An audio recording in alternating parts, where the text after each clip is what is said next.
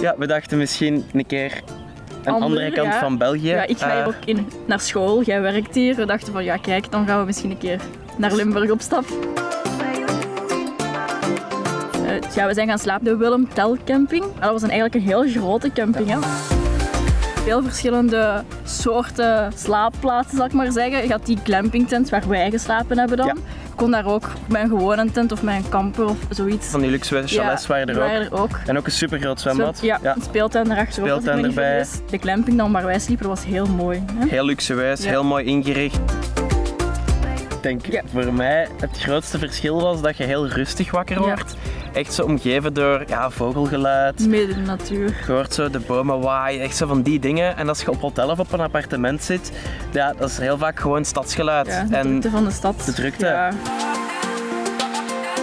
Buiten op het terrasje, over heel het park kijkend. Zo. Ja, de zon op ons gezicht was wel heel rustgevend, heel leuk. Ik heb vooral gelezen op de camping vandaag, in de hangmat, op het gemakske, boekje erbij, hem het werk laten doen. Als je naar buiten komt, dan ziet je de mensen rondom u. Ook de eigenaar was echt super vriendelijk. Elke keer dat hij voorbij kwam, stak hij zijn hand op, zei goeiedag. Ja, dat is waar. Heel rustgevende sfeer, heel tof, heel vriendelijk, absoluut. Ik heb dan eigenlijk gekeken op de website van Visit Limburg. En daar ben ik eigenlijk op de Blueberry Fields in Beringen terechtgekomen. We waren eigenlijk op zoek naar iets dat zowel een beetje wandelen was, wat eten, mooi uitzicht. Ik denk dat er een stuk of 8 foto's waren in totaal, waar we echt alles moesten vinden. En dat ging dan over bosjes, over bomen. Soms alles op elkaar. Alles leek echt op elkaar en dat maakte het echt wel moeilijk soms om zo wat de weg te vinden. Dus we zijn zeker eens verloren gelopen. Ja, maar ik denk dat we uiteindelijk hebben de weg gevonden. We zijn er geraakt. Zijn we er geraakt, dus dat was op zich wel het belangrijkste. Dat is heel goed in de smaak gevallen, moet ik zeggen. Letterlijk in de smaak gevallen, absoluut. Want ze hadden daar heel veel lokale producten, dus echt met de beste dat ze effectief daar geteeld hebben. Die confituur en zo dat we geproefd hebben. Dat was heel lekker. Wat heel lekker was, absoluut. Zelfgemaakte yoghurt van bosbessen. Ze hadden ook een tiramisu gemaakt. Dat is zo ook een dipsausje, kaasyoghurt, ook met bosbes erin. Ja, het zal chips, zoiets geweest zijn. Het was echt heel uitgebreid, dat hadden we echt absoluut niet verwacht. Waar we gingen eten, dat was langs het wandelpad, een beetje afgelegen. En dan was dat zo'n houten constructie en daar kon je dan die picknick dan opeten.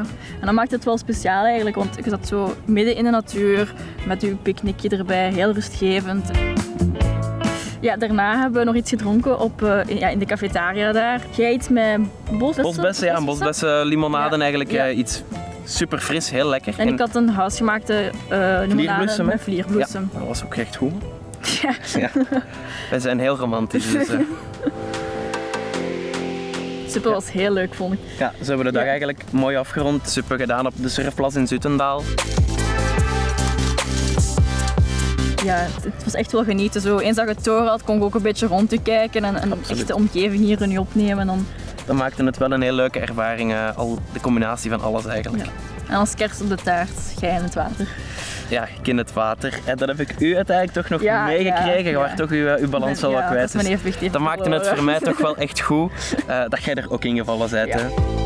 Na de activiteit zijn we nog naar het restaurant eigenlijk geweest. Daar hebben we dan eigenlijk een cocktail gedronken, wat nachos gegeten en een lekker aperitiefje. En daarna heb jij denk ik granaatpakket gegeten. Ja, en jij de hamburger. En ik de hamburger. Het heeft heel hard gesmaakt. Het kan echt wel deugd doen na zo'n dag. Inderdaad. En ik denk een hele mooie afronding van wat we vandaag allemaal gedaan hebben. Zeker. Echt wel de moeite. S'avonds, als je na het suppen dan op het terras iets gaat drinken of iets eten, dan kan ik wel geloven dat dit de verborgen parel is. Je hebt hier dan het uitzicht over heel de plas en de omgeving er rond dan en dan is dat echt wel genieten.